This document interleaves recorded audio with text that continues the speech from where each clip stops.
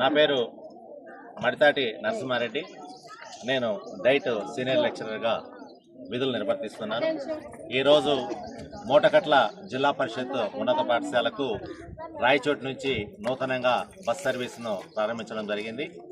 ఈ విషయాన్ని ఎందుకంటే ఈ పాఠశాలకు ఎక్కువగా ఎన్టీఆర్ కాలనీ మరియు ముదునేని వడ్డపల్లి ఆ ప్రాంతాల నుంచి ఎక్కువ మంది విద్యార్థులు, దాదాపు 100 మంది విద్యార్థులు ఆ ప్రాంతాల నుంచి వస్తున్నారు. అయితే బస్సు సౌకర్యం లేకపోవడం వల్ల వాళ్ళు ఆటోల్లో ప్రయాణించవలసి వచ్చేది. దానివల్ల చాలా ప్రమాదకర పరిస్థితుల్లో ఆటోల్లో రావాల్సి వచ్చింది.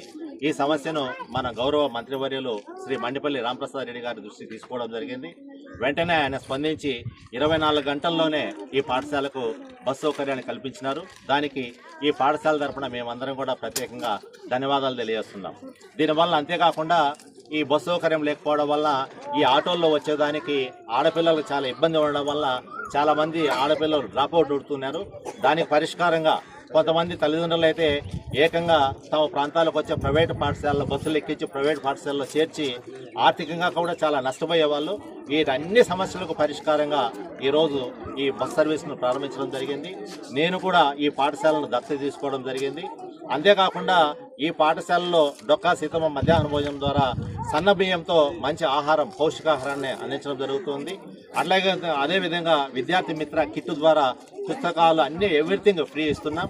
అంతేకాకుండా ఏ ప్రాంతాల నుంచి అయితే బస్సు సౌకర్యం లేదో ఆ ప్రాంతాల నుంచి వచ్చే విద్యార్థులందరికీ కూడా ట్రాన్స్పోర్ట్ అలవెన్స్ కింద 6,000 రూపాయలను కూడా ప్రతి విద్యార్థికి ప్రభుత్వం అందిస్తుంది. ఈ విషయం చాలా మందికి తెలియదు. మా పాఠశాలలో ఎవరైతే చేస్తారో వాళ్ళందరికీ కూడా ట్రాన్స్పోర్ట్ అలవెన్స్ కింద బస్సు సౌకర్యం లేని వాళ్ళందరికీ కూడా 6,000 రూపాయలు అందిస్తాం.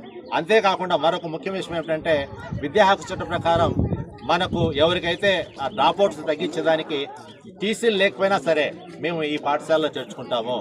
డైరెక్ట్ అడ్మిషన్ చేర్చుకొని ఆ విద్యాబుద్ధులు చెప్తాం. ఎందుకంటే ఏ విద్యార్థి కూడా డ్రాప్అవుట్ కాకూడదు, బడీడి పిల్లలందరూ కూడా బడిలో ఉండాలనేది ప్రభుత్వం యొక్క లక్ష్యం. కాబట్టి ఆ ప్రభుత్వ లక్ష్యానికి అనుగుణంగా టీసీలు లేకపోయినా కూడా మేము ఈ పాఠశాలలో చేర్చుకుంటామని చెప్పి మీకు తెలియజేస్తున్నాం. మరొకసారి మన గౌరవ మంత్రివర్యులు మండిపల్లి రామప్రసాద్ రెడ్డికి మా పాఠశాల తరఫున, మరి ప్రధానోపాధ్యాయుల తరఫున, మరియు పాఠశాల ఉపాధ్యాయుల తరఫున, మరియు పాఠశాల విద్యార్థుల తరఫున, మరియు పాఠశాల విద్యార్థుల తల్లిదండ్రుల తరఫున, మరి ఈ పాఠశాల పరిసర ప్రాంతాల్లోని నాయకుల తరఫున, అందరి తరఫున ముఖ్యంగా ప్రత్యేకంగా ధన్యవాదాలు తెలియజేస్తున్నాం.